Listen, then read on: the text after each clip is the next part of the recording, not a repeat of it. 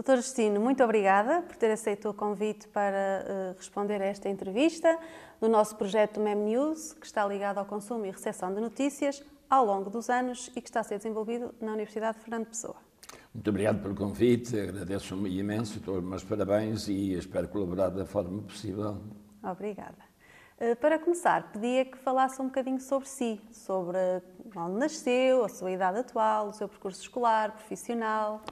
Eu chamo-me Justino da Cruz Santos, nasci em 25 de outubro de 1938, numa linda freguesia que é de Gondomar, é Lomba, no lugar de Pé de Moura, e tenho 86 anos. Neste momento desempenho as funções de Presidente do Conselho de Administração da Academia José Maria da Silva, Escola Profissional de Economia Social.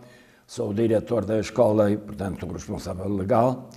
E tive um percurso de muitos sims e muitos nãos, de muitos encontros e muitos desencontros. Por exemplo, eu vim para o seminário com 10 anos, 11 anos quase, para o seminário, para o Colégio de Irmesinde, para o primeiro ano, e o segundo ano passei em Trancoso, no Colégio de Trancoso, o terceiro de Filosofia foi já no Seminário de Vilar, e depois passei para o Seminário Maior, era uma espécie de Universidade da Teologia para o curso de Teologia nos últimos 4 anos. Portanto, terminei a licenciatura em Teologia em agosto de 1962 e depois vim para pároco para padre, para a igreja do Marquês da Senhora da Conceição, onde estive 2 anos e depois, devido a problemas, senti-me na obrigação de pedir ao bispo para sair de lá. E fui para Aroca, eram as únicas freguesias que o bispo tinha na altura, e eu fui para Canelas e Espiúnca de Aroca. Mas ao fim de um ano, depois em 1965, no princípio do ano, achei que realmente não era possível continuar a ser aquilo que eu gostava de ser. Eu gostava de ser padre, gostava de realizar as ações próprias da liturgia, de confessionário, etc. Mas tinha era realmente muito, desculpem o termo, mas era muito assediado, era muito pressionado na altura. Cheguei a ser capelão do Hospital de Santa Maria, cheguei a ser capelão do Colégio da Paz, na altura, ligado à Igreja da Senhora de Marquês e também da Escola Normal. Eu ficava na Escola Normal também, desempenhava essas funções. Mas depois, eu pedi, em janeiro de 1965, pedi ao Bispo para me dispensar das obrigações sacerdotais, o que tinha que ser autorizado pelo Vaticano, por Roma. E vim ao Bispo pedir para realmente sair. Porquê? Porque eu tinha efetivamente me apaixonado por uma rapariga que nunca tinha confessado, nunca tinha tido absolutamente nada com ela. Ela estava até em direito em Coimbra. Ela sentiu que realmente não aguentava mais e pediu-me, veio para o Porto, tentou suicidar-se, etc. E veio para o Porto na certeza de que eu iria pedir dispensa. E porquê é que eu pedi dispensa? Pedi dispensa porque estava a desenvolver-se a desenvolver-se o Concílio Vaticano II.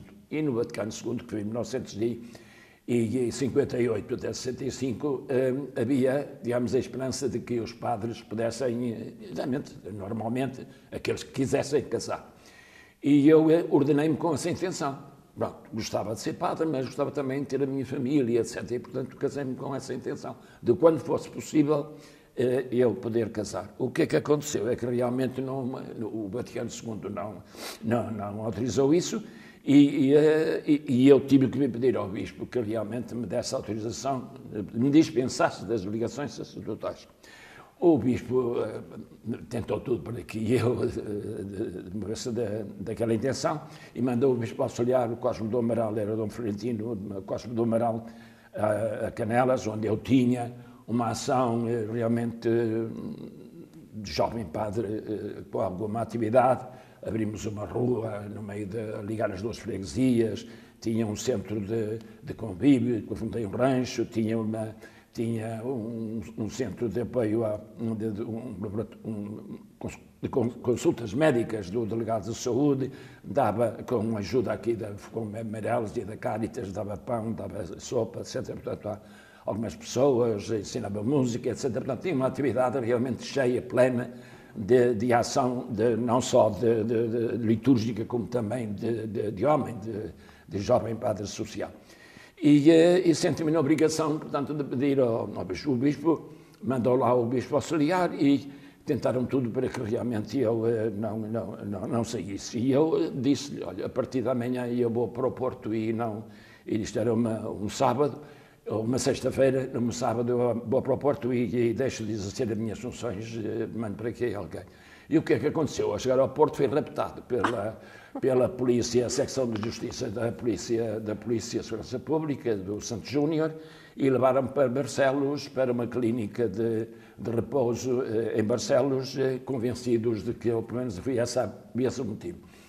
De que eu estava cansado, que trabalhava muito e, portanto, que era preciso para descansar. Mas não, era na tentativa de me demover da intenção que eu tinha. O que é que me valeu? Foi o jornalista Germano Silva e o advogado, o pai do Dr. Artur Santos Silva, que já faleceu, o Dr. Artur Santos Silva, que souberam, através de alguém que tinha sido raptado e que estava longe, a judiciária ajudou também um bocadinho nesse aspecto, e souberam que eu estava em Barcelos, porque eu estava completamente incomunicável, nem podia ler os jornais, nem podia ler nada, portanto, completamente isolado.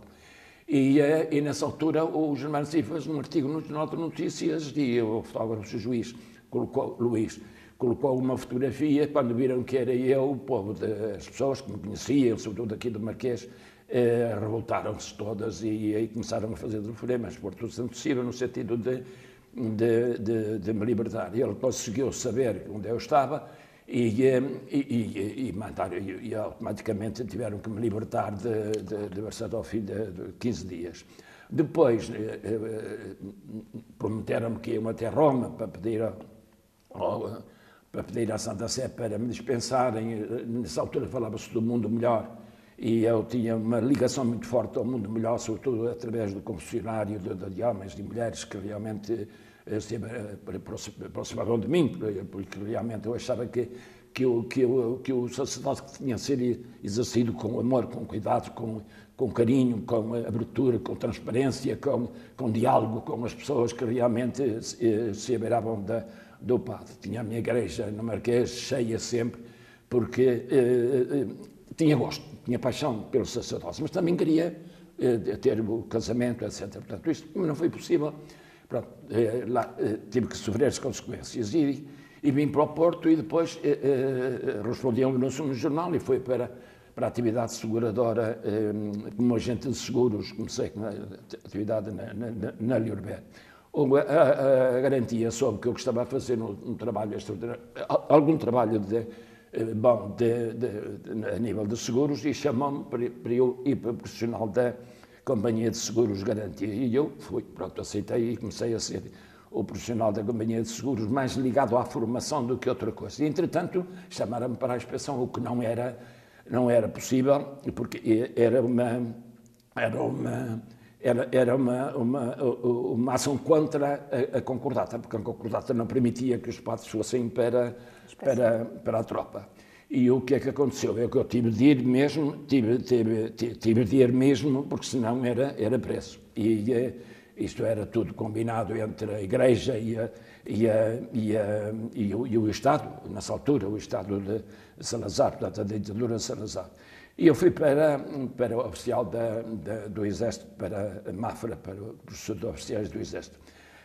Nessa altura eu consegui ser um dos melhores do meu pelotão, ou até o melhor do quarto pelotão, e tinha hipótese de escolher uma especialidade. E de castigo deram-me atirador. Atirador era um bocado confuso. E eu tive a coragem de dizer ao comandante que não ia para o ultramar, que já percebia. E eles disseram que sim, que sabiam perfeitamente que eu não deveria ir para atirador, mas que estavam pressionados para me colocar como atirador, porque precisavam de mim no ultramar, porque eu era bom comandante, porque eu tinha uma voz muito forte, porque eu tinha cultura, tinha formação, etc., para comandar homens, portanto tinha que ir para o ultramar. E eu disse, bem, não vou. Olha, a melhor solução é fazermos o seguinte, vocês podem efetivamente fazer o que quiserem de mim. Eu disse, não, vamos, se o senhor negar e não for, temos que reduzir a soldado. Eu ensinei, reduzam a soldado, mandem prender, ou até ainda é melhor, aconselho melhor, olha, ponham-me na praça e fuzilam-me e sou exemplo para todos. Eles, pronto, acharam que realmente não era possível, e um alferes, depois eu comecei, como tinha sido primeiro, e não tinha ido para aquilo que queria, comecei a ser dos últimos, e um alferes abriu-se de mim e disse-me, olha, está a ser quanto por cento? Porque para o ultramar vão dos últimos para os primeiros. Se o senhor fosse primeiro, pode não ir. E eu disse, perguntei-lhe se isso era a palavra de homem ou era militar. Ele disse que era de homem e eu esfolei-me completamente. E esses 600 homens consegui, com a minha idade, que tinha 26 anos, na altura 27, e o José foi o segundo classificado no batalhão de 600 homens. O primeiro foi para o Rangers e eu fui para a Força Aérea, para Tancos. E em Tancos foi...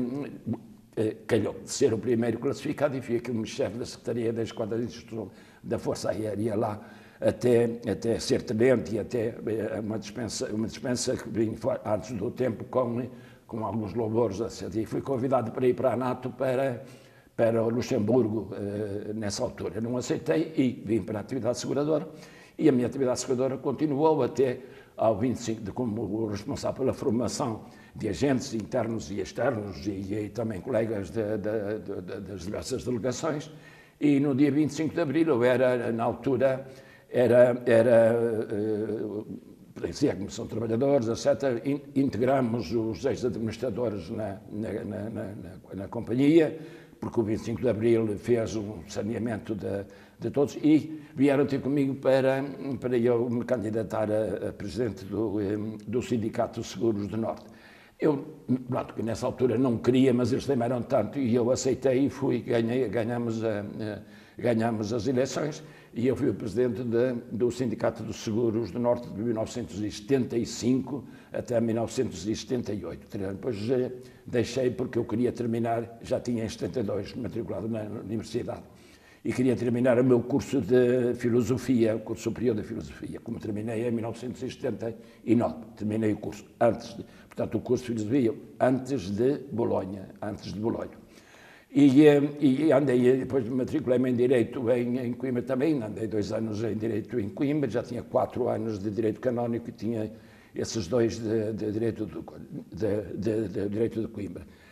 Desempenhei as minhas funções, não só como responsável pela Companhia de Seguros a nível da formação e comercial, como também do sindicato. Pois não aceitei continuar, fui presidente do Conselho Geral, fui presidente da Assembleia Geral, mas não quis pertencer à direção do sindicato. Tinha pertencido também à direção da Federação de Seguros de Portugal e ao Clube de Executivos de Seguros, que fizeram também fundaram essa revolução, tínhamos uma revista, etc. Portanto, uma atividade realmente muito interessante e muito cheia, muito plena, etc. Portanto, até que depois fui convidado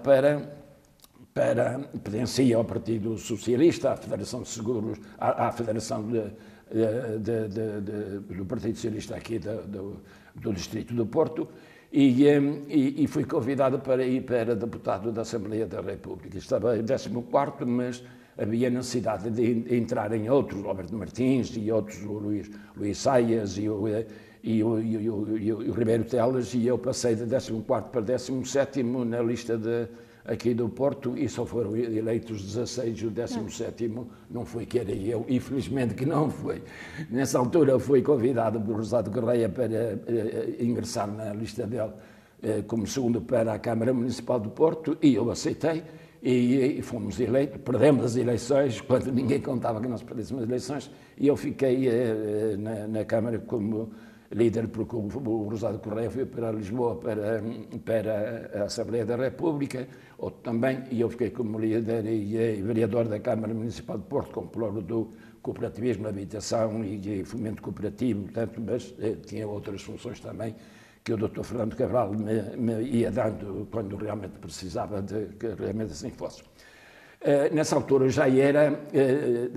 já tinha saído da Garantia e já tinha ido para a Companhia de Seguros do Trabalho como diretor-geral da Companhia de Seguros do Trabalho. Portanto, desempenhava as duas funções, não só como vereador da Câmara Municipal de Porto, mas também como diretor da Companhia de Seguros do Trabalho, com autorização da administração da Companhia de Seguros do Trabalho, que mandou uma carta para a Câmara a dizer que efetivamente queriam que eu fosse vereador da Câmara, uma vez que tinha sido eleito, queria que fosse, porque eu queria optar por continuar a minha vida profissional, mas eles fizeram questão que eu ficasse na Câmara também. E não ganhava tempo inteiro, ganhava só bem o tempo, mas efetivamente de acordo com a lei da altura, e desempenhei essa função. Entretanto, surgiu a possibilidade de nós criarmos uma Caixa de Crédito Agrícola da área metropolitana de Porto. Fomos um dos cofundadores e fizemos a Caixa de Crédito Agrícola da área metropolitana do Porto. Eu fui o primeiro presidente da Assembleia Geral, depois foi o Vieira de Carvalho e era eu o segundo, desempenhei também essa função na vez dele. E existe ainda hoje a Caixa de Crédito Agrícola da área metropolitana do Porto.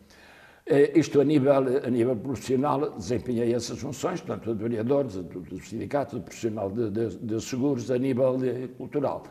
Ao Fórum Portugalense, também ao Ateneu Comercial do Porto, à Árvore, etc. Algumas instituições que eu inscrevi-me como irmão da Misericórdia do Porto. Hoje faço parte do definitório, já no tempo do Dr. Fernando Cabral, do Dr.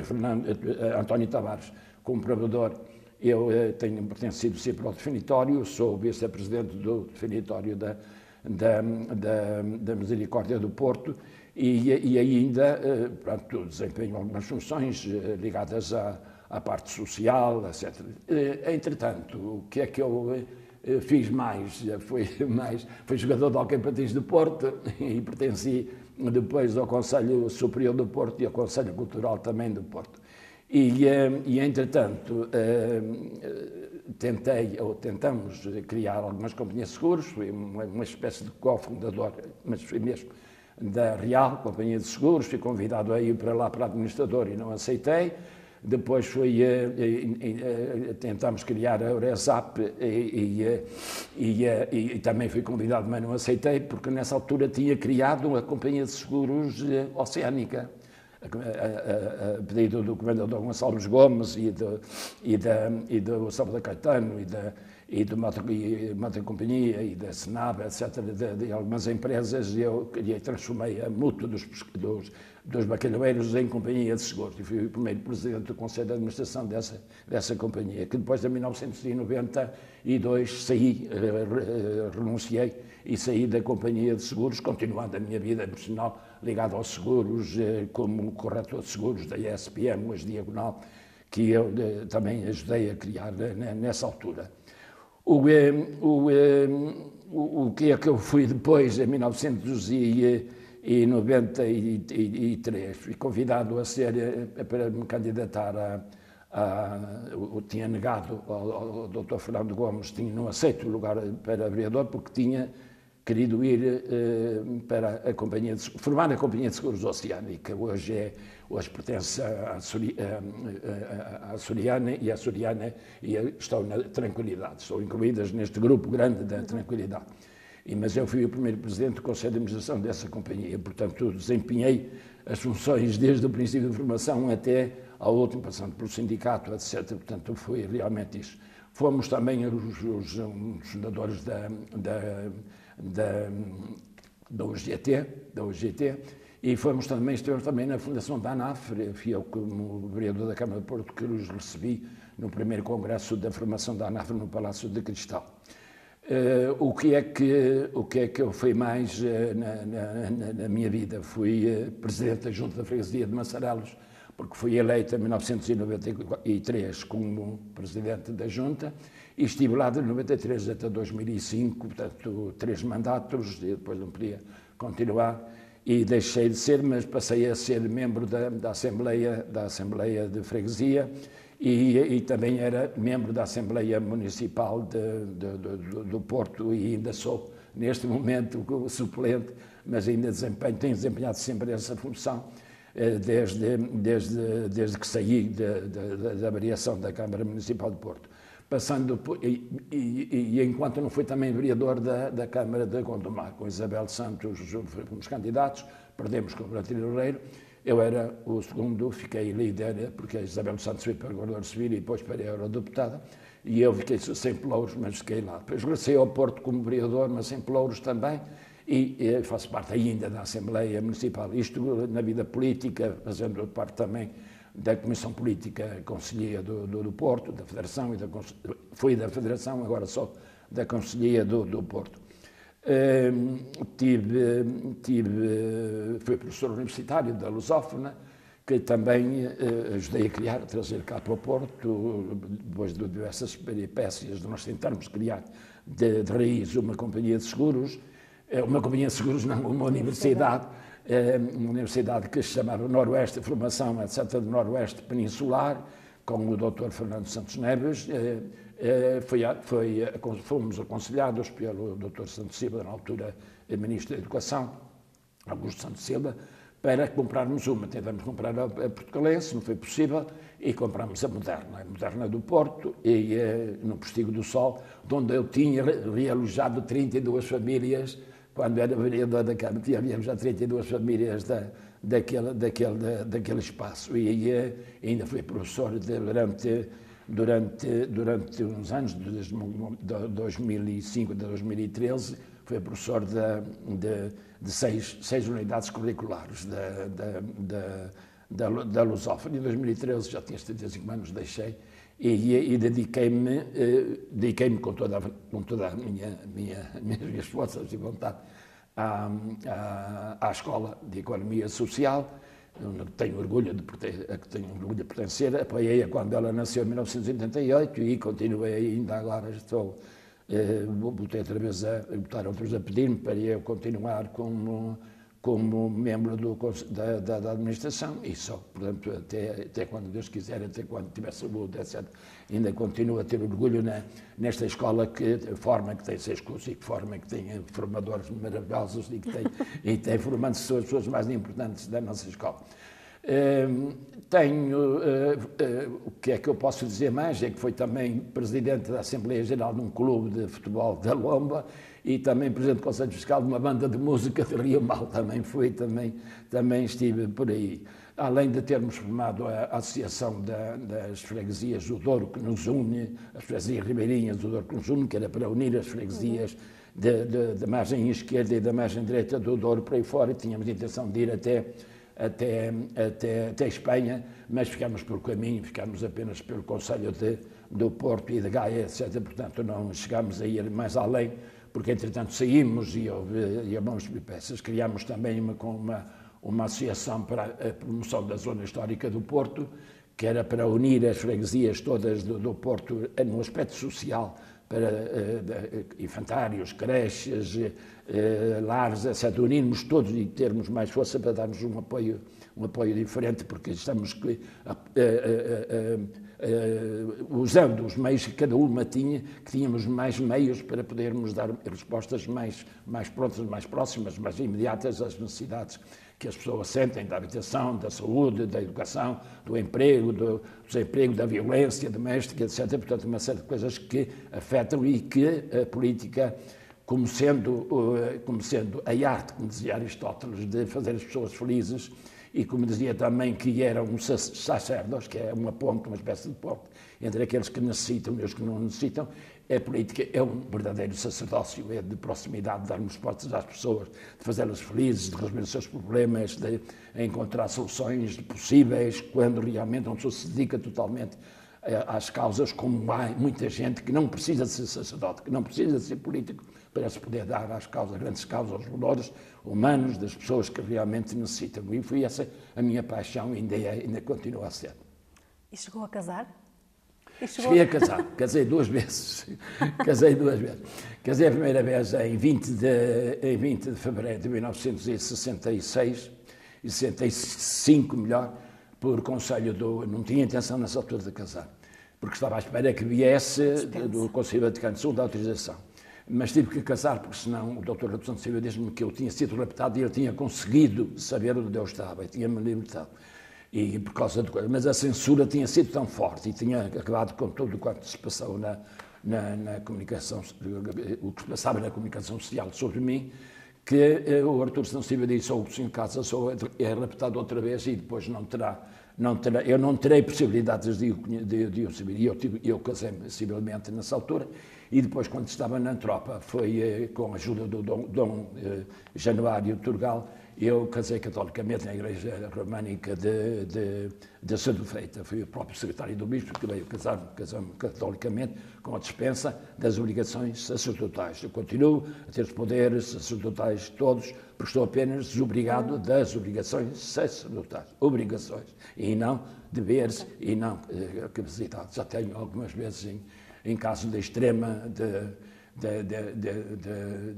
em caso de morte, tenho usado conscientemente e responsavelmente os meus poderes, que ainda continuam a ser grandes, apesar de ter outras atividades, mas essa ainda cá está dentro do coração. E depois casei segunda vez, com depois de ter dito não a uma série de outros caminhos e de convites para ir para outros caminhos seguros, para ir para o INSCUB, para ir para o subsecretário de Estado dos Seguros também, na altura depois do 25 de Abril. Eu casei segunda vez com uma mulher que realmente é a mãe dos meus 2 filhos, que tem 26 anos e que estão formados, e agora ajudo-os também na agricultura, a recuperar terras que o meu sogro deixou nelas, e eu agora também faço isso. Quer dizer, acumulo com... Mais uma atividade. Acumulo, com essa atividade. Dou-lhes ajuda a elas. Elas não querem muito, não querem muito porque têm medo que eu tenha qualquer problema, mas eu continuo a fazer ginástica e a ter atividades, e por isso, com a juventude, com o que lido e com os filhos jovens, com a minha mais jovem do que eu, e com esta atividade, continuo ainda a ter gosto pela vida, a ter gosto por estar junto das pessoas e comunicar e viver com elas. Muito bem, uma história muito rica, que eu já conhecia parte, mas não conhecia toda, e gostei de saber. Vamos então falar um bocadinho, vamos recuar outra vez até à sua infância, juventude. Lembra-se de como eram recepcionadas as notícias nessa altura, na sua juventude, se calhar? Olha, os meus pais para todos os filhos são os melhores do mundo. E meus pais também a minha mãe era doméstica e o meu pai era negociante de lenhas, tinha 2 barcos e trazia de Pedemoura para o Porto, para a Ribeira, para Gaia, a lenha, a chamisa, etc. Portanto, eu tinha uma atividade muito, muito ligada ao Porto. Por isso eu não senti passar pela minha memória a Segunda Grande Guerra, que no 38, 45, até 50 não sentia absolutamente nada. Porquê? Porque vivia numa aldeia que, pronto, tinha dificuldades. Qual é que era a aldeia? A aldeia de Pedemoura, da Lomba, do concelho de Gondomar. Era a última freguesia do lado esquerdo do Rio Douro, que confina com 9 concelhos, desde Arouca, Vila da Feira, Castelo de Paiva, etc. Portanto, Gondomar confina com esse. E a minha freguesia confinava com 4 outros concelhos, que era o da Vila da Feira, era o de Arouca, era o de Castelo de Paiva e era Gondomar. 4 concelhos que se juntavam lá na minha terra. Tínhamos umas terras também e cultivávamos essas terras, portanto eu passei a minha infância na escola. Cheguei a ser professor dos outros colegas, porque a minha professora da 4ª classe teve um problema de um cancro, tive para o Porto e eu fiquei a substituí-la e a dar aulas na 4ª classe. E viemos pedir a erradicidade ao Dr. Porfírio, que era o presidente da Câmara de Gondomar, dizendo que somos pedinchões, 3 melandas, hoje andamos sempre a pedinchar e queremos agora que nos dê luz para nós podermos acabar com esta coisa toda. E sim, conseguimos também que realmente assim fizesse. Eu vivi entre a escola e brincadeiras próprias da juventude nessa altura e acompanhado também o meu pai e a minha mãe na atividade comercial da lenha e ajudava também na quinta que nós tínhamos na parte da agricultura. A partir do momento em que vim para o seminário, portanto, esta atividade foi proibida pelo meu pai. Meu pai diz isso.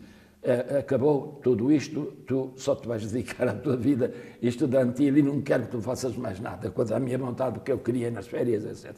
Mas era realmente muito ligado aos padres, e os padres pediam-me sempre para eu deixar uns assentos de casamento e de batizado e de batismo para eu, nas férias, passar isso tudo para os livros, e eu ocupava-me com isso, ocupava-me com outras atividades. Fundei um rancho folclórico na altura em que tinha 18 anos, vai fazer agora 60 e não sei quantos anos, no dia 14, na sexta-feira, faz até, no sábado, melhor, no dia 15, faço até uma festa lá do aniversário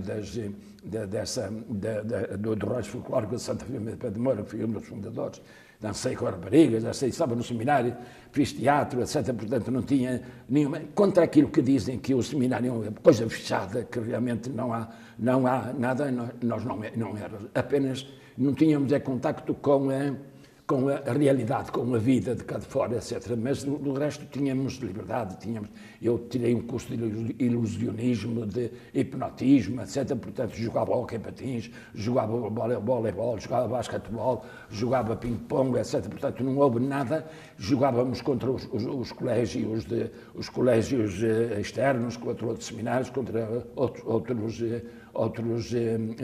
colégios dos Carvalhos e do Porto, São João de Deus, Lutero, etc. Jogávamos sem problemas nenhuns, tínhamos passeios, etc. Não era a escuridão. Nós vivíamos e nas férias tínhamos liberdade para fazermos o que queríamos, passeávamos, íamos para qualquer sítio, não havia realmente nada que nos proibisse, digamos, de ser jovens, de sermos ativos, de termos uma vida normal. Só que no seminário não havia, mas era de jornais e não havia também notícias do que se passava cá fora. Nem rádio, nem... Nada, não havia. Nessa altura nós não tínhamos hipótese, de tal maneira que nós não soubemos do Humberto Delgado, etc., da atividade, etc., e fomos quase que obrigados a votar naquilo que eles queriam, portanto, nessa altura, porque nós não tínhamos conhecimento político de nenhuma atividade. Nas férias, sim. Por exemplo, em casa tinha rádio? A minha casa tinha rádio, mas não tinha televisão. Depois, mais tarde, já teve televisão. Mas a primeira televisão que tivemos era num tio que tinha uma loja e eu ia para lá ver a televisão, sobretudo, como é que chamava aqui na altura, as novelas, telenovelas que apareciam e tal, e eu ia para lá ver, às vezes, essa telenovela. De resto, a comunicação não existia, quer na minha aldeia, quer no seminário. Só o que é que fazia? Eu procurava economizar algumas coisas que me davam, dinheiro da família, amigos, etc., meus pais e a família, e na Feira do Livro comprava os livros todos. Comprava alguns livros daqueles que eu gostava, do Júlio Diniz, do Antero Cantal, do Guerra Junqueiro, do Essa de Queiroz, etc., do Camilo, etc. Eu comprei e dobrava os livros todos nas férias. Gostava imenso de ler e de passear e de viver, etc. Portanto, mas comunicação social no seminário não existia. E o que é que aconteceu uma vez? É que nós, para termos notícias, havia na altura uma espécie de rádio pequenino que era a Galena, e eu metia debaixo da roupa e ouvia, portanto, à noite, quando me deitava, o prefeito passava no nosso quarto, passava pelos quartos para ver se nós tínhamos a luz acesa, não tínhamos, e ele passava sempre, e nós podíamos ouvir. Eu tinha comprado uma Galena e eu ouvia. E um dia houve um concurso da rádio, como é que se chamava a rádio? Era a rádio dos Ridículos, a Voz dos Ridículos. E havia um concurso que se perguntavam, e davam um prémio, perguntavam o que é para você uma casa um Instituto de Beleza, E eu respondi, mandei um postalazinho a responder. O Instituto de Beleza é uma casa que tem por divisa, sofre Rita para seres bonita. E ganhei o prémio, ganhei uma camisola, fui buscar uma camisola. A Voz dos Ridículos, nessa altura, eu estava ali na Rua das Flores, por ali que existia. Portanto, íamos ouvindo algumas notícias às escondidas, e quando víamos ao passeio, víamos notícias nos jornais e tal.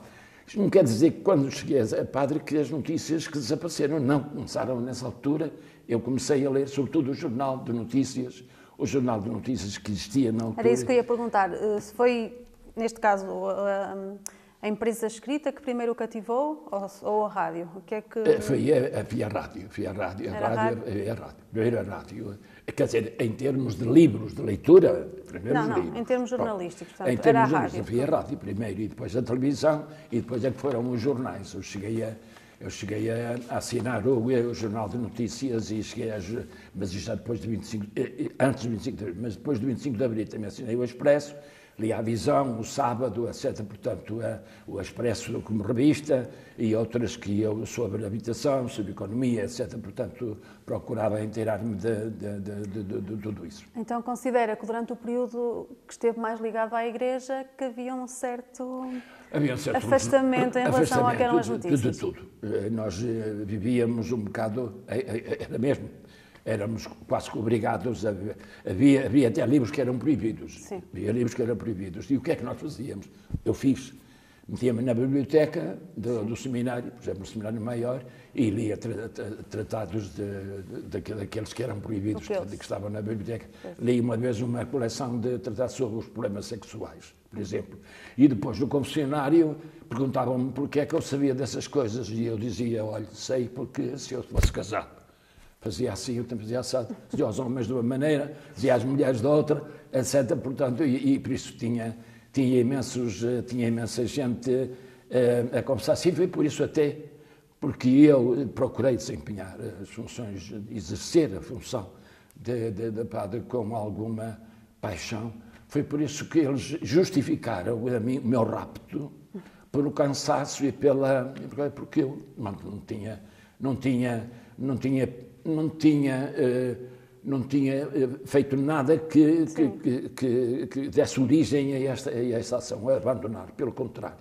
E por isso acharam que eu, não foi essa a razão, mas deram isso como razão, quer o Dr. Pimentel das Neves, que nunca me viu nem nada e assinou a cruz para que eu precisava de descanso, quer nas promessas que me fizeram, levavam-me para a Espanha, ia para a plano da Juca, etc., tinha tudo para não sair, mas eu tinha tomado a decisão firme e inabalável, assim quando saí do Marquês e fui para Arouca, o bispo disse que eu era maluco ao aceitar aquelas freguesias e tocar pelo Marquês, e eu aceitei porque tinha dito que aceitava, como quando saí do sindicato e disse que não, como quando não deixei ao Fernando Gomes disse que não. Pronto, tomei a decisão.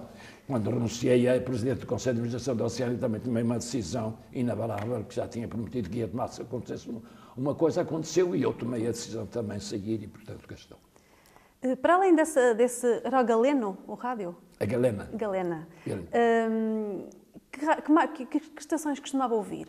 Para além dessa que mencionou, que lhe deu o prémio, que estações de rádio se recorda de ouvir? Era a Voz dos Ridículos, era o Lidador, que é o que existia também na altura, era RTP1, RTP1 não é, RDP, na altura não se chamava RDP, chamava-se outra coisa qualquer.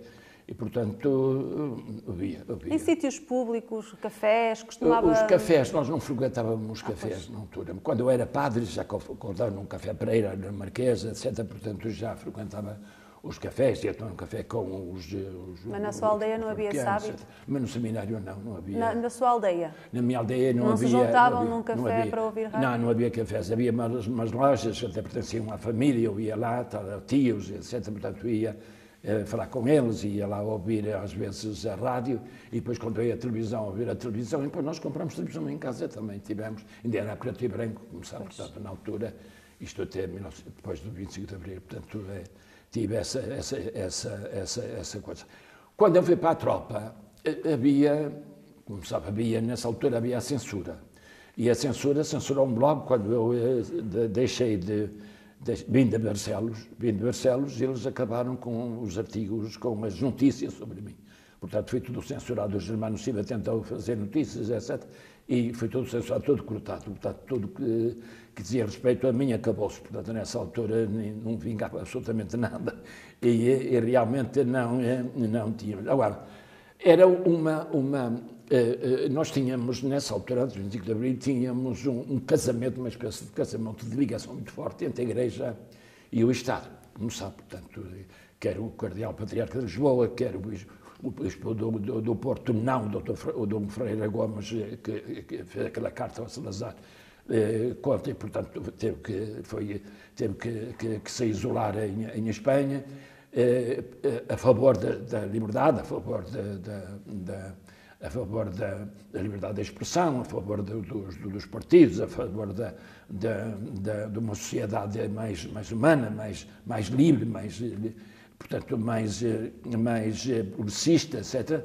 E na sequência também daquela ala liberal da Assembleia da República, do Sá Carneiro e do Balsemão, etc. Portanto, havia uma grande contestação à ditadura. E eu estava na tropa e havia também contestação interna contra a guerra colonial, etc. E eu consegui libertar muitos, mandar muitos embora, amparos de família, casados, com filhos, deficientes, que me apareceu em Tancos e eu era o chefe da secretaria que tinha que os receber e depois mandar para ultramar ou mandar para os aeroportos aqui do país, e nessa altura eu consegui libertar uma série de soldados, etc., portanto, que mandei para a Estrela, para o Hospital da Estrela, com um médico amigo de Costa Cabral, que andava lá também, que era alferes, e eu mandava-os para o Hospital das Estrelas, mandava outra vez, etc., e consegui libertar muitos por doença, outros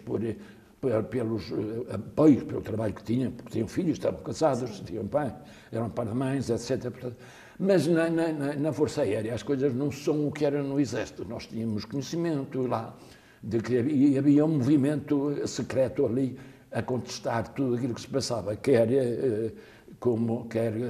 na Força Aérea, portanto, tínhamos lá uma série de cursos de amanuenses, de condutores autos de polícias, já disse condutores autos de polícias, de clarins, de auxiliar de serviço religioso, secretariado. Nós tínhamos ali, era o centro da formação da Força Aérea. E não era tão perigoso como era no Exército, porque eles iam mais para as unidades da Força Aérea, e não iam para o mato para combater, etc. Portanto, era muito diferente. Mas havia uma contestação já interna, via-se mesmo em todos aqueles, quer os paraquedistas que viviam ao lado e que vinham muitas vezes a juntar-se junto de nós, etc.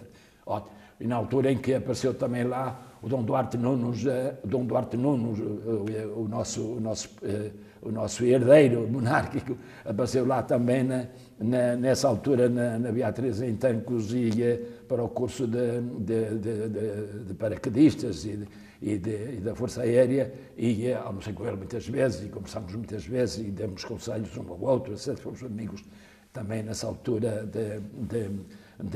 sobretudo de mesa de convívio e tal. Mas essa contestação não se sentia na comunicação social, pois não?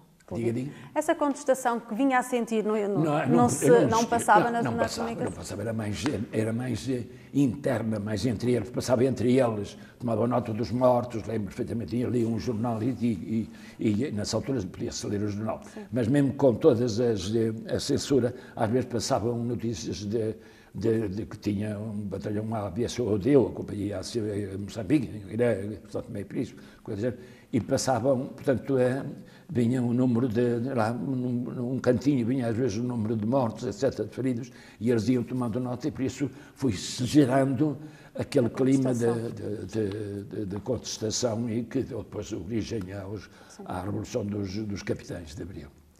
Certo.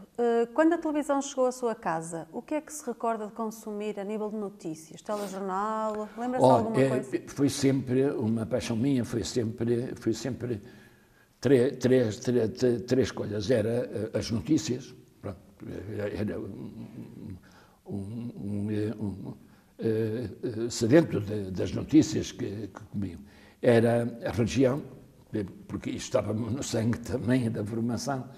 Era o desporto, eu gostava imenso de desporto, e era a política, e por isso que eu depois segui, portanto, aqueles caminhos de economia, formando as companhias de seguros, ou estando na formação das companhias de seguros que realmente tinha, a religião, portanto, sempre acompanhei, sempre fui, já mesmo depois de ter saído, de ter deixado as funções de sacerdote, eu, ainda há pouco tempo, é que deixei, fui eleitor da Igreja da Senhora da Conceição, casada, meus filhos foram acólitos durante muito tempo, eram da catequese e depois continuaram mesmo na Universidade a ser acólitos da Igreja, e eu era leitor aqui na Igreja do Marquês, do padre,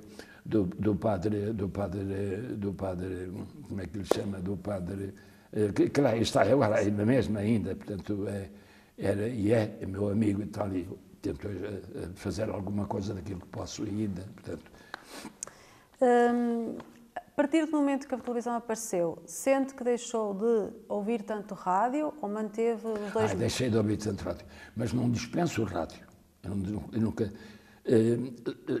não só no passado, como também no presente. Desculpe de ligar as duas coisas. Eu gosto muito de ouvir a TSF, gosto imenso.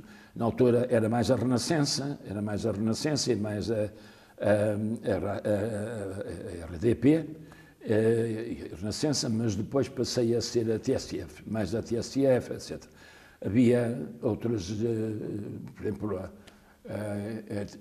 RTP comercial, ou não sei o que existia, creio eu que era assim comercial, que já existiu, que foi fechada, etc. Portanto, mas acompanhei sempre mais esses canais. Agora, TVI, SIC, a CNN, a CMM, não faço distinção, procuro sempre acompanhar debates.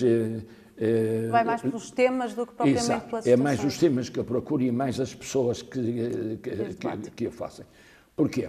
Porque se na altura, antigamente, antes do 5 de Abril, a pessoa estava numa escuridão, quer dizer, as grandes notícias, quer internacionais, quer nacionais, eram escondidas, eram censuradas e nós não tínhamos acesso a isso, sobretudo aos dramas que se viviam, né? Agora há liberdade e para além da liberdade da expressão e, portanto, de muitos outros meios de comunicação social, há o profissionalismo. Eram amadores na altura, eram alguns que tinham jeito, que tinham isto e aquilo, e depois era quase como nos seguros ou noutras profissões. A formação passava-se de um aos outros, não havia escolas profissionais, não havia realmente o profissionalismo que há agora, depois do 25 de Abril, felizmente, com outros conteúdos, outras atividades modernas e atualizadas, e é preciso, e há investigação, e há laboratórios, e há estudos, etc., e há debates, e há conferências, e há outras coisas que realmente na altura não existiam, e hoje é um mundo totalmente diferente daquilo que se fazia naquela altura. E o que veio mudar ainda mais este mundo foi a internet. Nota que a internet teve alguma influência no seu modo de consumir notícias? Veio alterar algum hábito? Veio.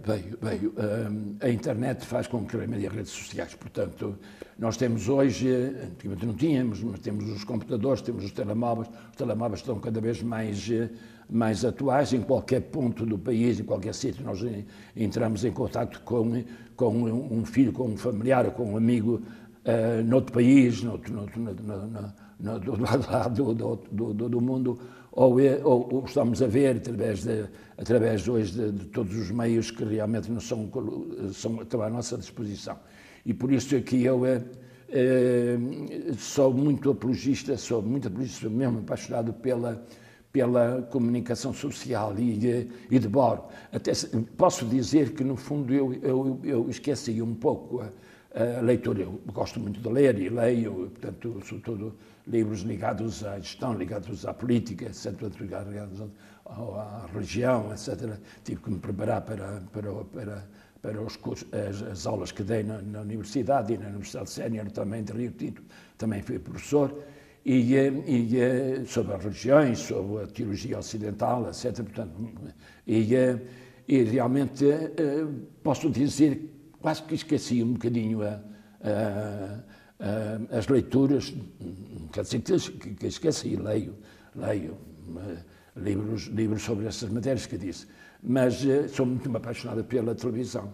E, portanto, passo o meu tempo, deito-me às vezes muito tarde, e tenho críticas até a dizer que eu não devo deitar-me tão tarde, porque quero ver os debates e ver o que é que eles dizem, as contradições em que entram, etc. Porque os debates muitas vezes são manipulados, porque há, efetivamente, muitos dos comentadores, quer a nível do desporto, quer a nível da política, quer a nível do desenvolvimento social, quer a nível económico, quer a nível nacional, quer a nível internacional, guerra, seja o que for, empresários, etc., portanto, ligados a intersindicais, a confederações patronais, etc., procuram sempre defender a sua dama, defender a sua causa, defender a sua ideia.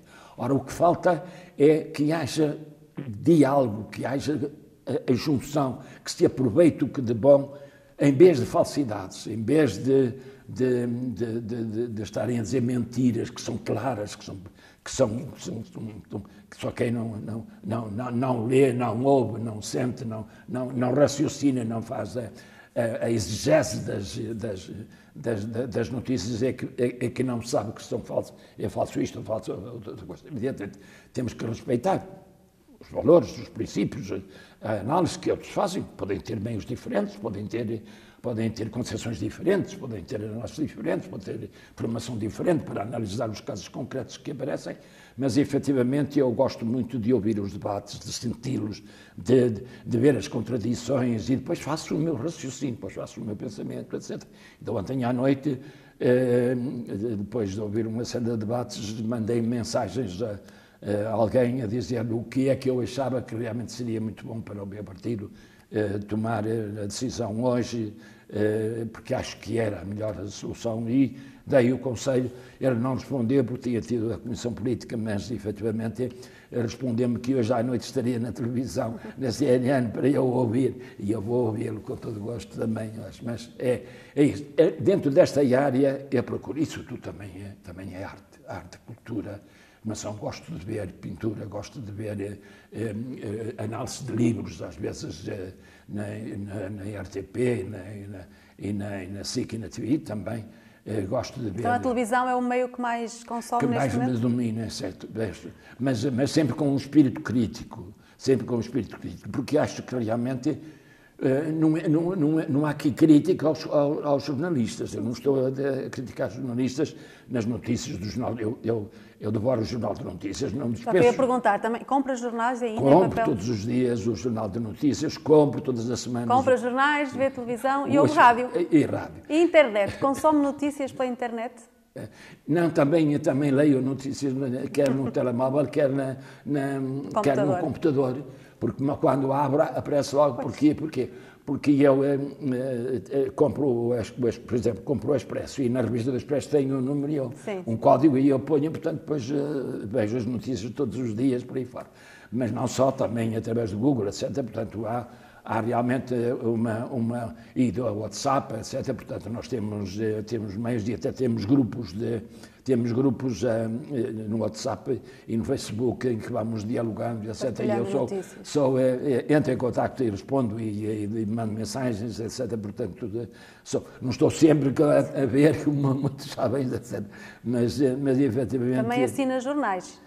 Não assino jornais. Já assinei, mas agora não assino. Que jornais é que já assinou em papel? Diga.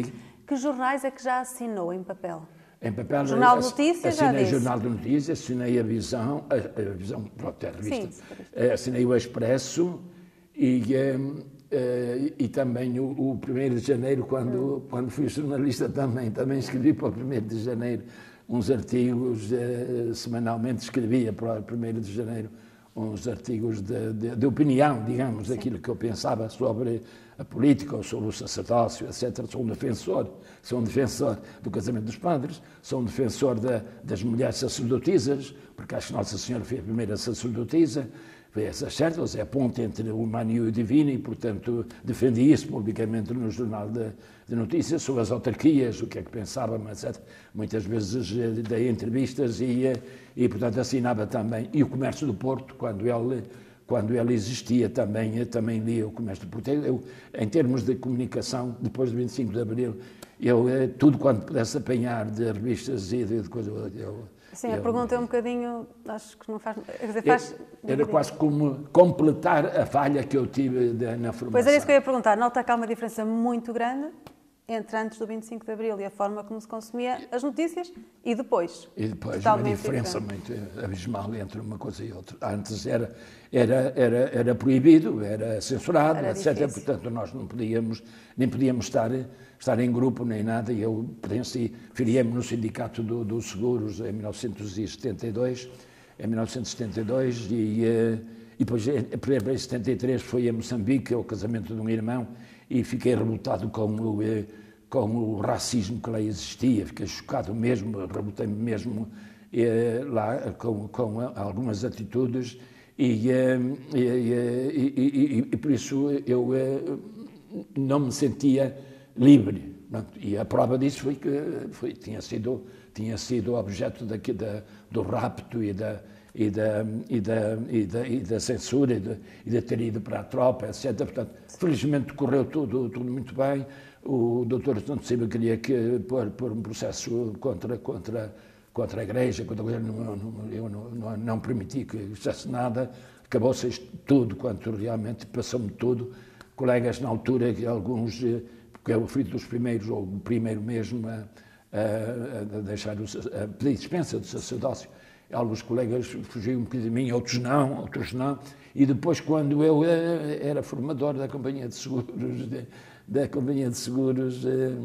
Garantia, admiti lá uns 4 ou 5 sacerdotes do Porto e de Braga e de Viana do Castelo, que tinham deixado de exercer também, e eu admiti-os como funcionários, ao ponto do administrador, também, que era meu amigo, perguntar se eu queria levar o bispo para lá também, porque eu levei os todos. Ainda relativamente à internet, costuma ouvir podcasts informativos? Ou não tem esse hábito?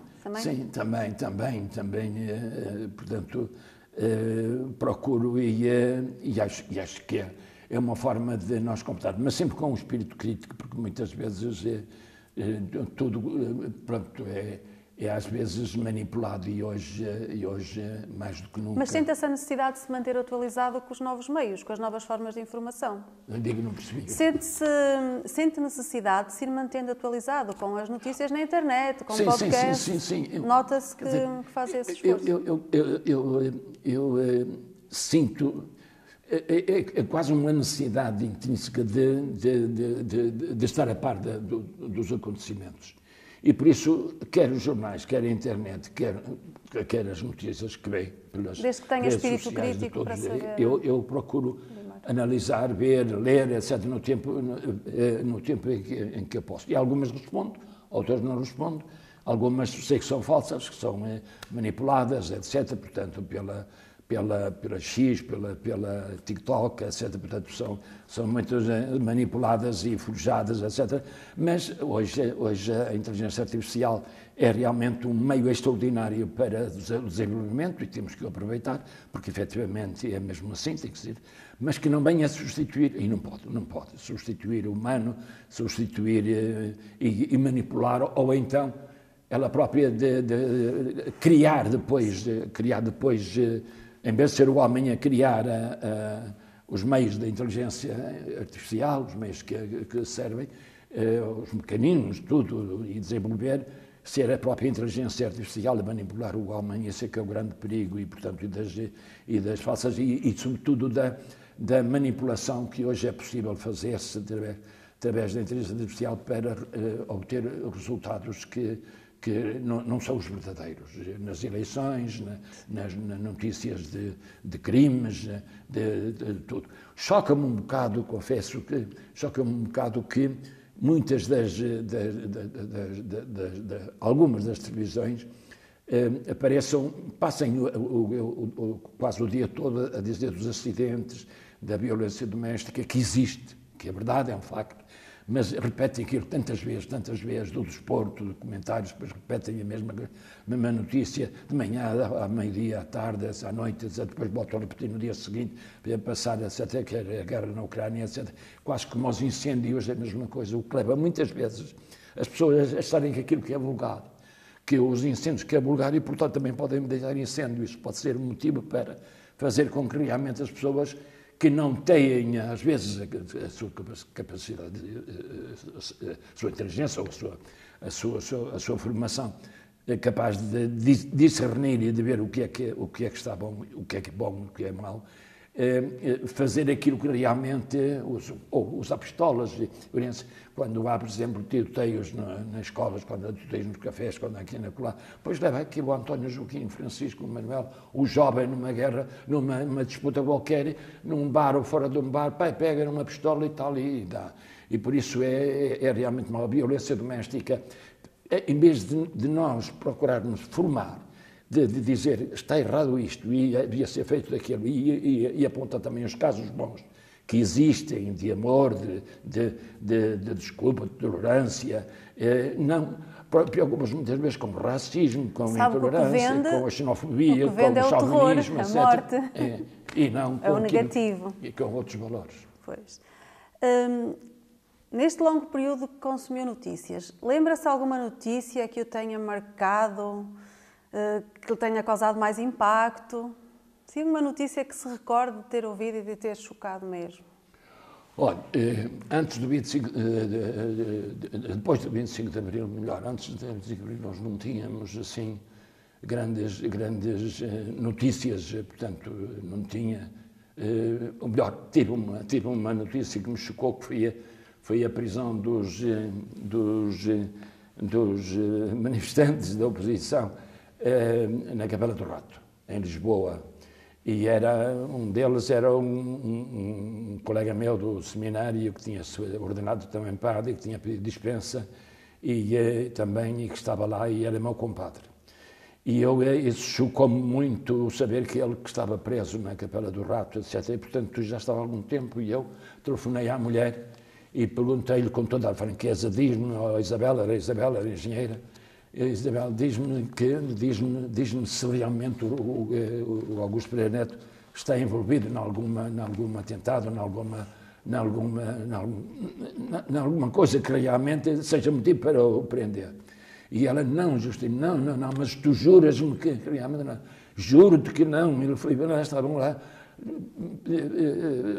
ordeiramente a discutir, a pensar, a refletir sobre a situação e ele nunca entrou em conspiração nenhuma, nem nada, portanto disso. Mas é verdade o que tu dizes, isto era a véspera do Natal.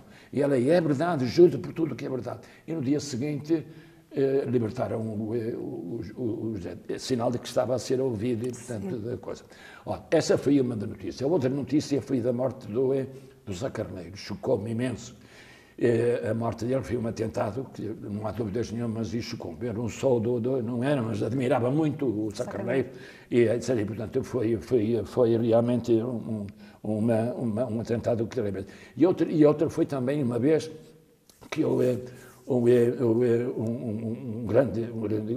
Champalimau veio à televisão, já depois do 25 de Abril, dizer que iam investir 120 e tal milhões de contos na altura no desenvolvimento para criar postos de trabalho, etc. E houve uma contestação enorme contra ele, porque eram ricos e tal. E ele dizia que era para criar postos de trabalho. E então, que grandíssimos estúpidos. Então, em vez de apoiar o homem que quer criar postos de trabalho, eles querem acabar com os ricos, que realmente não quer dizer que eu não defendesse os trabalhadores, que eu defendia os trabalhadores,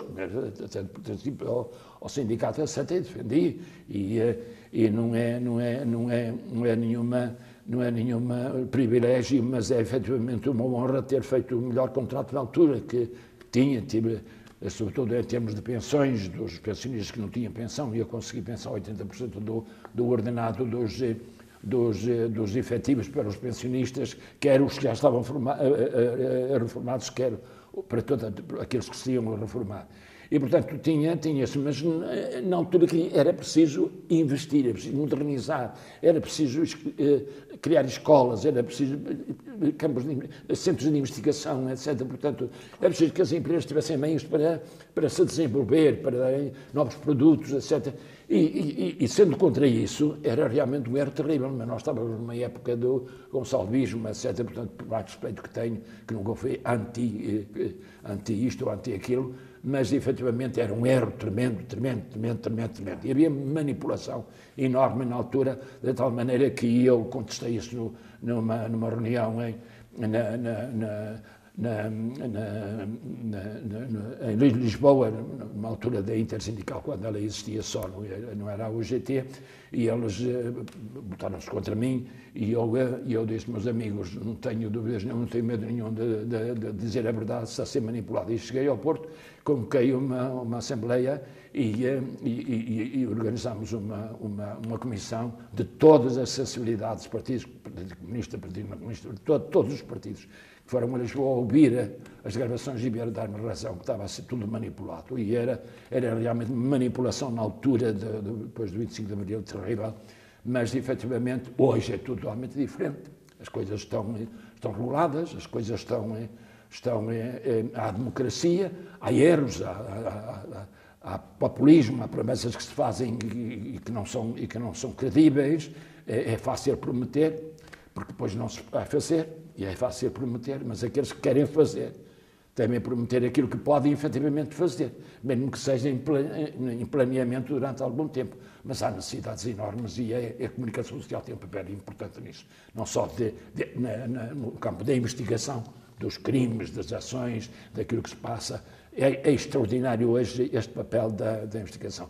Não é substituir o Poder Judicial, não é substituir, mas é ajudar a colaborar, dar elementos, dar notícias para que realmente os organismos que têm essa responsabilidade possam caminhar e encontrar a verdade, a honestidade, a transparência e a necessidade de a sociedade ser uma sociedade saudável e que realmente as pessoas comecem a acreditar nas pessoas que realmente se dedicam a isto e é realmente muito importante falarmos disso também. Certíssimo. Já aqui fomos falando sobre as notícias antes do Estado Novo. Na sua opinião, os meios de comunicação eram credíveis nessa altura? Podia-se acreditar em tudo aquilo que sabia? Não era, não, doutor. Na altura, os meios de comunicação social, eu, como disse, não lia pouco na altura a comunicação social, mas o Jornal de Notícias, etc. Portanto, sobretudo quando deixei o seminário e, portanto, passei a ser padre e depois na vida profissional ligado ao sindicalismo, etc. Portanto, até 1975, eu saí em 1965 cerca de 10 anos, de pedir dispensa e, portanto, até 73, passei pela universidade, etc. Portanto, e por aí fora, portanto, lia e observava e sentia, mas havia efetivamente uma censura, não sabíamos disso perfeitamente. Punham em artigos ou opiniões que fossem contra o Estado, contra o Estado Novo, era tudo censurado, era tudo riscado e não era publicado. E, portanto, quer a nível da comunicação escrita, quer a nível da falada, quer a nível da televisão, etc., tudo até se contava aquela história do Salazar e do locutor da RTP, que foi, vou construir casas para toda esta gente e o homem, não é o soldado, uma anedota, e o soldado diz ao Sr. Presidente, devia ser a história, olha que quem conta a anedota sou eu, não é o senhor que está aqui a contar a anedota porque eu lhe queria dar, mas no entanto fez algumas coisas ainda boas em termos de habitação, que ainda persistem, etc. Portanto, evidentemente que o país não desenvolveu, e, orgulhosamente sós, que era digamos, o slogan dele, orgulhosamente sós, era errado completamente, porque não é possível um país desenvolver-se sozinho e nem um governo pode governar sozinho, nem os partidos podem governar sozinhos, nem as instituições, as universidades, tem que haver ligação, tem que haver cooperação, tem que haver... E a globalização também foi uma coisa extraordinária. Portanto, nós fomos os primeiros, a nossa viagem de volta do mundo, nós somos os primeiros, digamos, que fizemos a globalização. É a segunda, porque a primeira veio dos portugueses. É isso. E outra também que me chocou bastante foi a de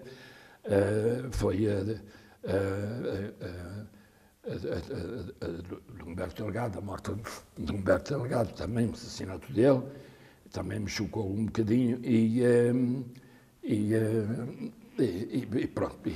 algumas. Eu gostava muito de Paulo VI, estava na tropa na altura, fui a Fátima, peguei no Andor, gostava muito da morte dele, também me chocou um bocado também, mas mais a de João Paulo II, que era realmente extraordinário, chocou, mas estas notícias que... Mexeram consigo. Que mexem connosco muitas vezes e tal, não é? Certo. Mas choca muito, desculpe só de completar, mas choca muito, mesmo muito. E desculpe que às vezes a minha fraqueza, às vezes fico emocionado ao ver o que se passa em Gaza e o que se passa na Ucrânia.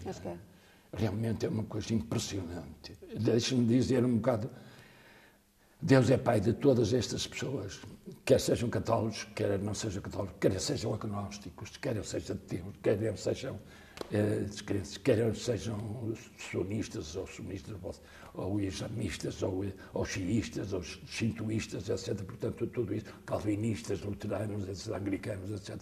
Deus é, mesmo aqueles que acreditam ou não acreditam, Deus, se nós acreditamos na criação, mas mesmo a evolução e criação, a junção das duas coisas, a evolução de Darwin e depois a intervenção divina na criação da natureza humana, de acordo com a evolução do próprio feto, que demonstra isso. Se nós acreditamos, não podemos aceitar de forma nenhuma que os israelitas e os palestinianos estejam em guerra e que não haja aquelas crianças o que sofrem, a fome, o frio, a chuva, a miséria, ver as suas casas destruídas e na Ucrânia também aquelas bombas a vir. Quer dizer, o progresso, o desenvolvimento, aquilo podia ser um meio para eu desenvolver, para tornar um mundo melhor, etc. Portanto, não fazem e por isso às vezes o dinheiro que gastam em bombas, etc., matava a fome de tantos milhões de pessoas, etc., os aviões, as bombas, tudo isso é horrível. E outra coisa que me chocou, eu tive o privilégio de ir ao Japão, Nagasaki, Hiroshima e Nagasaki, ao Japão e a Tóquio. Na altura em que estava na Câmara, porque éramos eliminados com uma destas cidades e eu fomos lá. Eu tive cuidado pelo Presidente, fui também. E depois tive a possibilidade de estar na hora que fazia 50 anos do lançamento da primeira bomba em Hiroshima. Tocar o sino naquela hora mesmo em que caiu, fazia 50 anos nessa altura, e eu emocionou-me muito. E depois viver um museu das causas de restos de fetos, de animais, de plantas, de pessoas, etc. E depois dialogámos com eles, com as pessoas que sobreviveram, e fez-me realmente um choque tremendo. E é um perigo da guerra nuclear. Quando falo na guerra nuclear, eu fico aterrorizado, porque ainda tenho as imagens gravadas daquilo que eu vi sobre o lançamento das duas bombas atómicas na Segunda Guerra Mundial. São, de facto, notícias que ninguém gosta de... Todos gostaríamos de não assistir. Mudou-me no sentido, essas notícias mudam-me no sentido de achar que o mundo caminha para...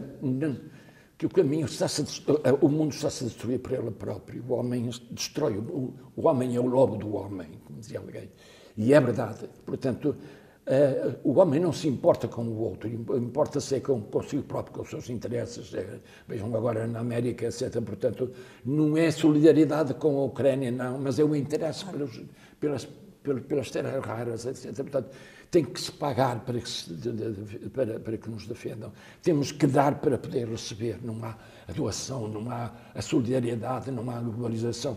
E anos e anos que nós tivemos em paz e alicerçados em alianças que achávamos que eram verdadeiras, neste momento cai tudo por terra, porque realmente surge alguém aqui e acolá, ou por falta de diálogo, por falta de força, seja de que for, por falta de compreensão, por interesses, alguém que domina a tecnologia, alguém que domina as novas ferramentas da inteligência artificial, etc., começa a dominar o mundo e nós estamos num perigo efetivamente muito real.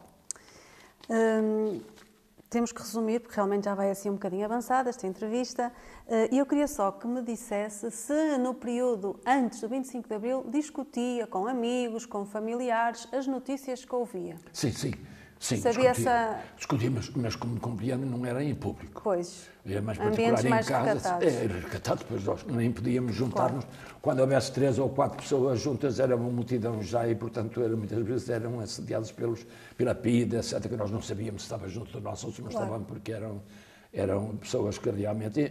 Por exemplo, quando me raptaram na 5 de outubro, era uma paisana, e eu disse, deixa-me ao menos ir a casa dizer que tenho de ir. E eles mostraram a lapela, portanto, por trás do casaco, e eu não tive outra hipótese senão ir. Meter-me num táxi e ir com eles. No dia 25 de Abril, lembra-se ter lido alguma notícia sobre o que aconteceu? Lembro perfeitamente. No dia 25 de Abril... Como é que soube do que se passava em Lisboa? No dia 25 de Abril, eu estava em casa e dei um grito enorme, e depois vim para a Companhia de Seguros Garantia. E então havia uma coisa estúpida, havia um grupinho de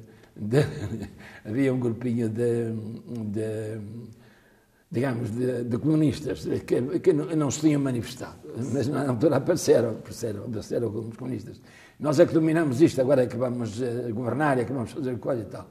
Portanto, vamos sanear. E então andavam à procura do diretor, do dono da companhia, e ele subiu no elevador, ele desceu no elevador e eu disse, vocês são muito malucos, aquilo criou-me realmente um bocado de estupidez. E foi por isso que eu também me candidatei ao sindicato e a primeira assembleia que fiz no dia 7 de junho de 1975, no verão quente do gonçalvismo, a primeira assembleia foi para a reintegração dos ex-administradores nas companhias de seguros.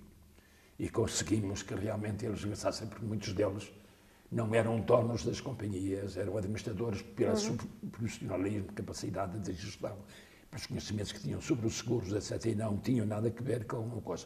Por exemplo, o problema do Coliseu de Porto pertencia à Garantia, pertencia ao Rui de Carvalho e ao Nuno de Carvalho, essa que era consultor do Japão, então, e ao pai que tinha morrido, etc., e eram donos disto porque havia reservas das companhias de seguros e, portanto, compravam prédios ou faziam prédios para ter reservas para poder pagar aos seguros. E o Coliseu pertencia, como outros, o Palácio aqui em cima, etc., e outros ali pronto, muitos prédios e hotéis, etc. E realmente retiraram-lhe isso a ele, etc. A companhia de seguros, depois queriam nacionalizá-la, mas não podiam, porque ela era uma companhia que tinha o seguro no estrangeiro e, portanto, não conseguiram nacionalizá-la, mas depois, mais tarde, juntaram-na a outras e fizeram a aliança seguradora, o que realmente foi completamente errado. Portanto, há coisas que, depois do 25 de Abril, que foram completamente, sobretudo no tempo do gonçalvismo, etc., foi completamente errado, portanto... Sente que nesse período que está a falar, no pós-25 de Abril, os meios de comunicação social ganharam alguma credibilidade ou não? Ganharam muito mais credibilidade do que antes. Porque antes mas naquela primeira fase? Naquela altura, naquelas primeiras, não. Naquelas primeiras notícias que surgiam, salvo alguns meios. Bom, alguns meios. O Jornal de Notícias, eu creio que manteve sempre dentro da coisa. Mas havia... de Lisboa, ou outros que eu já não me lembro. Jornal República, não sei se... Era a República, etc. Portanto, que a República era um bocadinho contra a República e a Rádio Renascença era um bocadinho contra o gonçalvismo, etc. Portanto, mais ligados ao Partido Socialista e ao PSD, etc. Portanto, da PP, na altura, PP, que tinha-se fundado. E eram mais isentas, mas havia notícias e folhetos e panfletos que manifestações apresentavam, etc. Portanto, que eram falsos, que diziam coisas que realmente não eram. Eu tive uma vez uma discussão no Sindicato de Seguros, porque diziam, bem aí os de Bragança, não sei o que mais, isto logo no gonçalvismo, logo no princípio. Vem aí com forcados, não sei o que mais, é uma contra-revolução que que vêm aí do norte para coisa, e nós temos, e são os como é que se diz, são os fascistas, etc., portanto, que vêm daí, e nós temos que fazer barricadas e não sei o que mais. E disse, olha, desculpem, mas vocês não devem fazer barricadas, vocês não devem fazer barricadas, isto que vocês estão a fazer como é que se diz, outra coisa,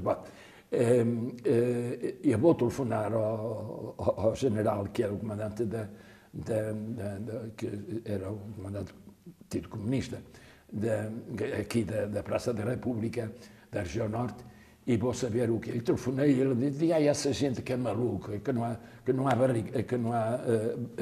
barricadas, mas eles querem fazer barracadas e não barricadas, estejam descansados que não há nada, absolutamente nada. E do Pires Veloso também, na altura, depois do 25 de Abril, foi um homem também forte que dominou, sobretudo a partir de Limeió para cima, também dominou aqui, juntamente com Mário Soares, etc., portanto, e com o Sacarneiro, e foram homens que lutaram pela democracia e não que estivesse a implantar aqui o comunismo, porque era isso que o gonçalvismo queria na altura, evidentemente com toda a liberdade. Eu nunca os critico, quer dizer, tive contra, mas efetivamente não os aceitei e lutei sempre contra eles, mas efetivamente tinham a sua liberdade de exprimir e de manifestar, portanto, isso era livre, não é? Havia uma diferença muito grande entre o antes de 25 de Abril e depois de 25 de Abril.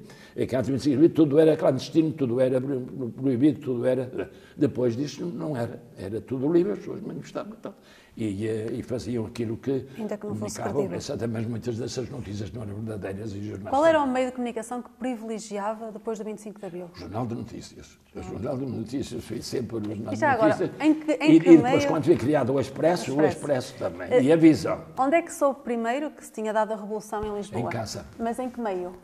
Através da televisão. Através da televisão. Pronto, pensando novamente... Morava no Campo Alegre e foi aí que eu assistia. Pensando novamente neste período do pós-25 de Abril, o regresso dos retornados do ultramar, mais tarde a adesão de Portugal à União Europeia, portanto, todos estes grandes momentos do país, recorda-se de os ter visto na comunicação social, de se ter informado sobre eles? Recordo de os ter visto e de intervir até um bocadinho nesse aspecto, porque... Eu tinha ido, como disse, um bocadinho, tinha ido a Moçambique, tinha visto que realmente havia muito racismo lá. E não só num hotel, como também depois num café, etc. Portanto, senti que efetivamente havia racismo. E eu fiquei chocado. E quando estava no sindicato, depois do 25 de Abril, a partir de junho de 1975, os retornados começaram a vir do ultramar para cá. E eu abri o caderno de desempregados, fui o primeiro, desculpe de dizer, mas fui o primeiro sindicato a abrir o caderno de desemprego aos retornados. E admitimos 3.000 trabalhadores retornados que tinham vindo do ultramar. Alguns nunca tinham sido trabalhadores de seguros, mas fabricaram documentos com chancelas e com as assinaturas que compraram das companhias de seguros que lá estavam, de tranquilidade, que tinham delegações da garantia, da Mundial Confiança, etc., que tinham delegações da Império, que tinham delegações nos diversos países da língua portuguesa. E eles forjaram documentos a dizer que eles que eram trabalhadores de seguros e tinham a categoria de chefes, de subchefes, mas não tinham. E então o que é que nós decidimos?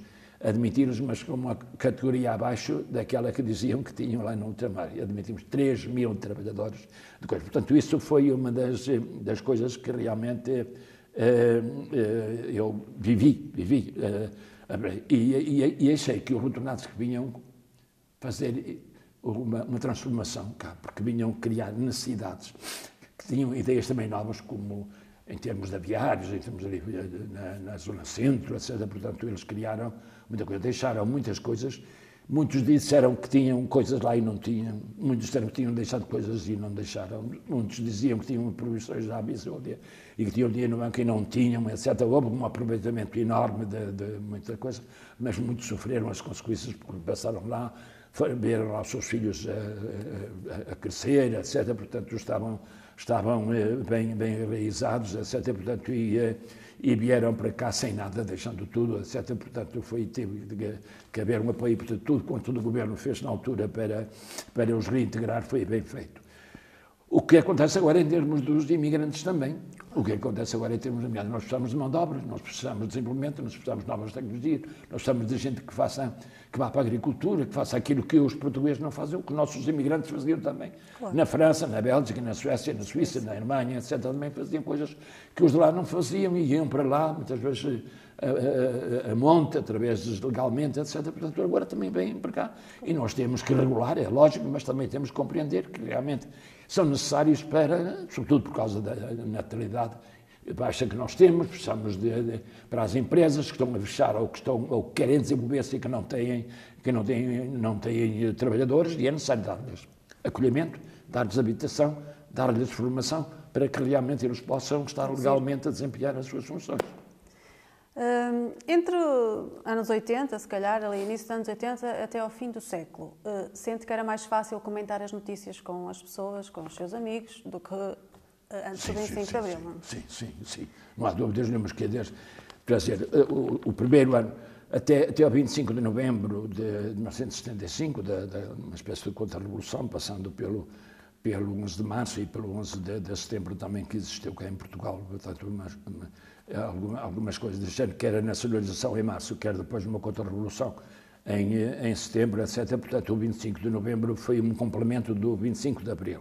E, portanto, houve efetivamente uma outra com governos mais sólidos, mais legais, etc., e com a nova Constituição de 76.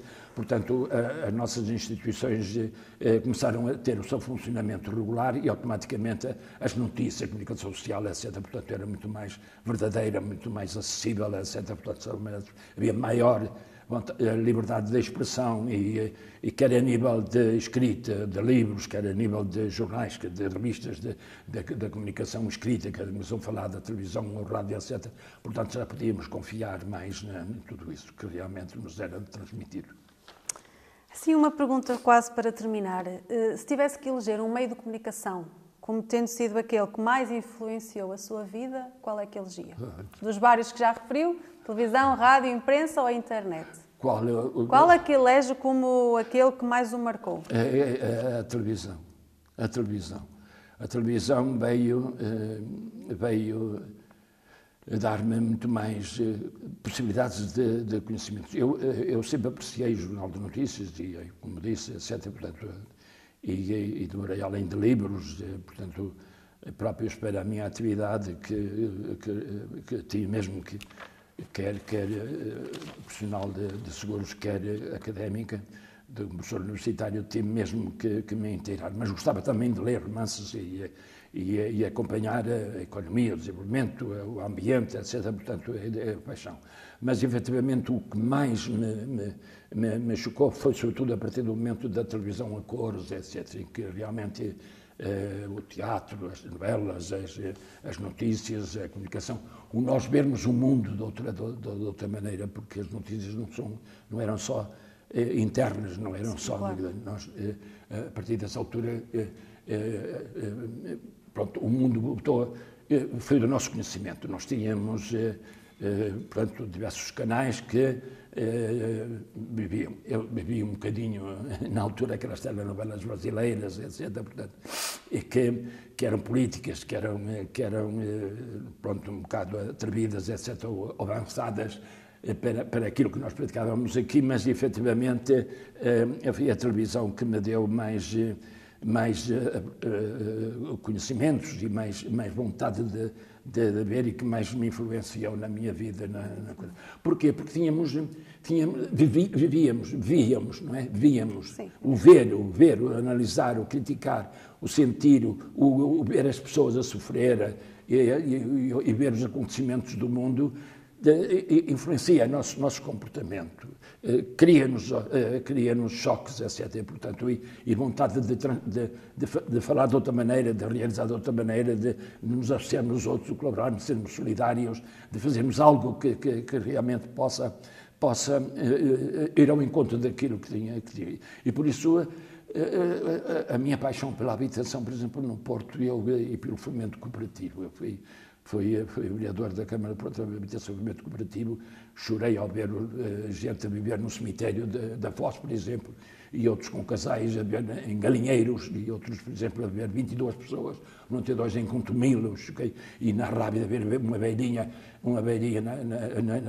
em Vilar, numa ilha, e a porta era uma porta que abria com facilidade, e a velhinha a fazer as suas necessidades ali sem condições, levou-me efetivamente a apaixonar-me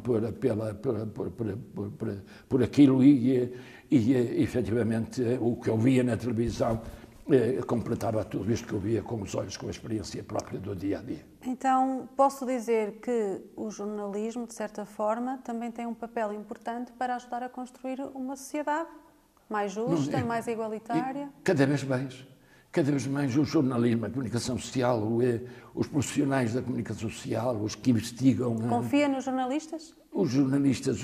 Confia neles? Diga? Se confia nos jornalistas atualmente? Se confia? Confiar nos jornalistas? Completamente. Eu confio nos jornalistas e são pessoas que não têm medo. São pessoas que não têm medo de dizer a verdade, de dizer aquilo que pensam, etc. Portanto, muitas vezes contra o poder instituído, outra vez contra interesses de A, B, C ou D, outra vez até mesmo eles próprios de determinado partido são contra o próprio partido, porque sentem que, efetivamente, o jornalismo, a ação do jornalista, das notícias, da comunicação, de denunciar, por exemplo, não quero dizer que não houvesse violência doméstica antigamente, que os homens ou as mulheres não batessem uns nos outros, etc., não houvesse divórcios, não houvesse aborto, etc. Mas hoje a comunicação social é mais real, é mais atual, é mais no dia-a-dia, meio ambiente, quando há cheias, quando há desastres, etc. Também na tropa e houve aquela grande cheia de Vila Franca de Xira, etc., 1976, creio eu. E realmente me fiquei chocado, mas eu não vi. Hoje pode-se ver e sentir que realmente, porque era antes do 25 de Abril e aquilo não era transmitido, não é? Em 76, claro. Não é? E hoje vê-se a realidade, vê-se as pessoas aflitas com os seus negócios, com os seus animais mortos, com as inundações, com as casas destruídas, vê-se a guerra, portanto, através dos jornalistas que morrem, muitos na sua profissão, que dedicam-se, que são pessoas que se dedicam, que juraram, portanto, ideologicamente cumprem a sua função de dizer a verdade e, portanto, são profissionais que realmente ajudam a transformar o mundo. E ajudam, sobretudo, a juventude, aqueles que querem. Porque há outros que não fazem nada, que não se importam, que estão-se marimbando para as notícias, não ligam mais aos jogos, etc., do que outra coisa. Mas os que realmente, jovens que se interessam pelos problemas humanos, pela sociedade, onde estão integrados, etc., o jornalismo fazem às vezes, completam a formação dos pais. Fazem com que haja mais aculturação, conseguem serem professores também de uma forma diferente. O professor, na aula, dá uma formação, o jornalista completa essa formação, explica ou completa, ou dá asa que realmente a pessoa tenha sede de perguntar ao professor isto ou aquilo, o que é que se desenvolveu. E este intercâmbio, esta simbiose de esforços é extraordinário. E cada vez há mais necessidade de jornalistas profissionais de formação, com capacidade, com análise, independentes, que realmente tenham a coragem de dizer efetivamente a verdade e lutarem pelas grandes causas, contra as injustiças, a favor de uma igualdade de género, a favor das liberdades sexuais, a favor da imigração regulada, contra as guerras, contra o desperdício, contra a corrupção, etc., que são chagas do nosso tempo e que é preciso evitar. E os jornalistas têm um papel muito importante nesta ação. Para terminar, e a última pergunta, gostaria de acrescentar alguma coisa mais sobre a forma como viu e vê o jornalismo em Portugal? Eu creio que já disse tudo, mas efetivamente, volto quase a repetir, o jornalismo em Portugal é diverso, portanto tem diversidade e é muito rico, Nós temos, pronto, quer o jornalismo escrito, quer o das redes sociais, quer o da televisão, quer o da rádio, etc. Portanto, é variado e há liberdade de se formarem, ou de fazerem, darem as notícias da forma como entendem. E, portanto, eu queria louvar todos os jornalistas que realmente se dedicam, estes profissionais que se dedicam a esta missão. E louvar aqueles, e recordar com muito pesar aqueles que com coragem e com determinação cumpriram a sua missão de divulgar na guerra e que morreram e que deixaram os seus filhos, as suas mulheres, a sua família para dar as notícias às pessoas que precisam delas e que têm a necessidade de ter conhecimento do que se passa na verdade. Porque uma coisa é nós recebermos a notícia, outra coisa é estar num sítio, no local. Uma coisa é nós termos uma fotografia de satélite que nos diz o que é que se passa, outra coisa é viver no local. Os dramas das próprias pessoas, etc. E eu admiro esses homens, essas mulheres, que realmente sacrificam, têm a ousadia, têm a coragem de serem verdadeiros profissionais, de darem bom nome à sua profissão e de saberem que correm riscos, mas que vão com determinação, com coragem, para que realmente as pessoas tenham conhecimento daquilo que se passa no mundo e, sobretudo, aqueles que lutam contra a corrupção, contra os vícios, contra o compadrio, contra a mentira, etc. Portanto, também eu admiro muito louvo esses profissionais e tenho alguns amigos, etc., portanto, na comunicação social e admiro-os muito, mesmo até que andaram comigo a estudar na universidade, etc. Portanto, e acho que realmente cada vez precisamos de mais profissionais competentes e capazes de ter essa coragem, essa determinação. Meus parabéns, meu total reconhecimento e gratidão e louvor a esses homens e essas mulheres que desempenham essa função. Dr. Justino, muito obrigada. Foi uma conversa